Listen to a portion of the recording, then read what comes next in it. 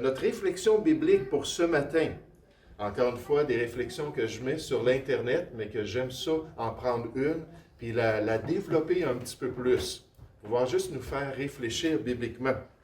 Mais elle est vraiment stratégique, parce qu'elle est stratégique pour notre avenir, c'est-à-dire pour notre sort éternel, ou, pour cette question-là, où est-ce que je vais passer l'éternité?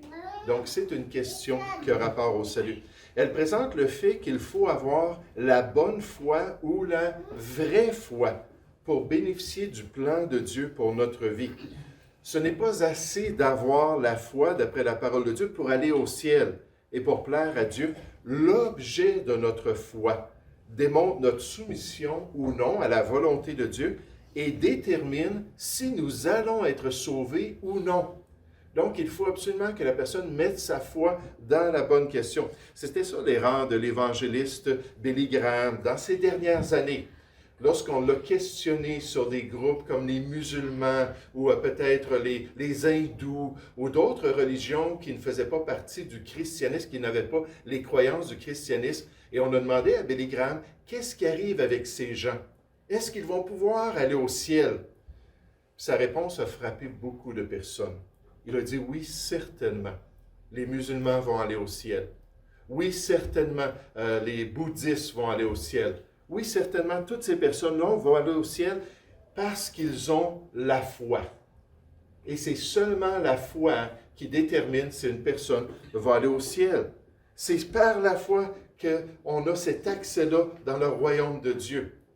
Et la question pour nous ce matin, c'est la foi en quoi?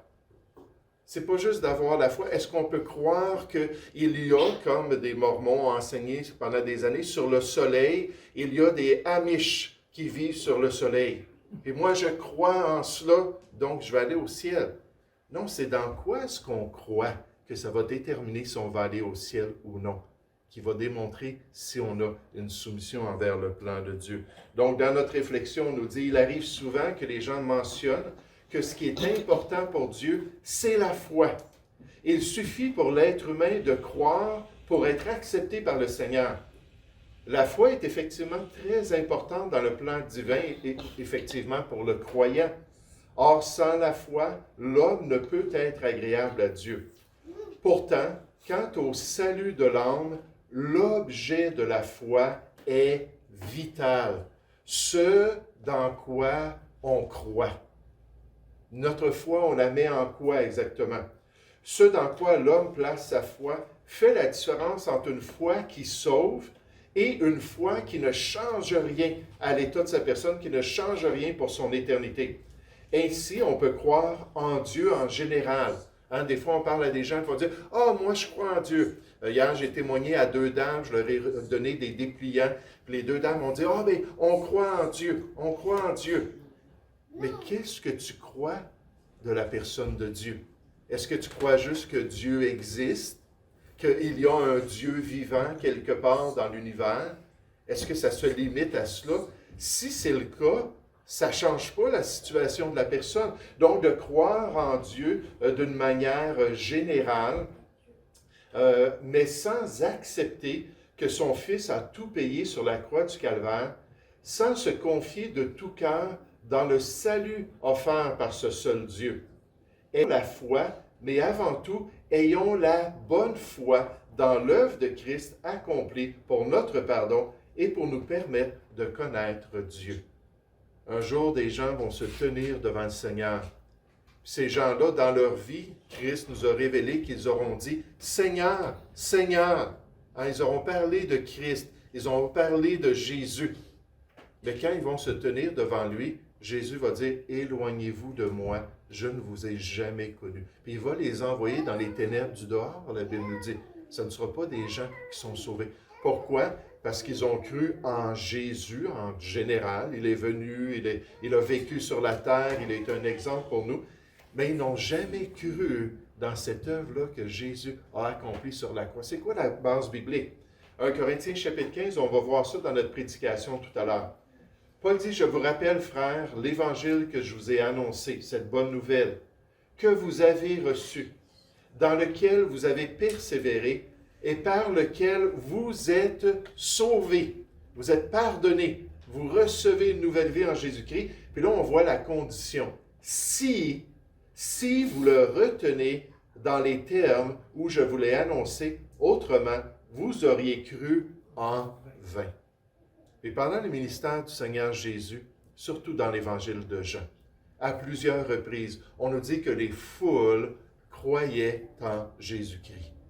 Et Jésus ne faisait aucun cas de leur foi. En fait, il disait qu'il connaissait le genre de foi qu'ils avaient et c'était inutile.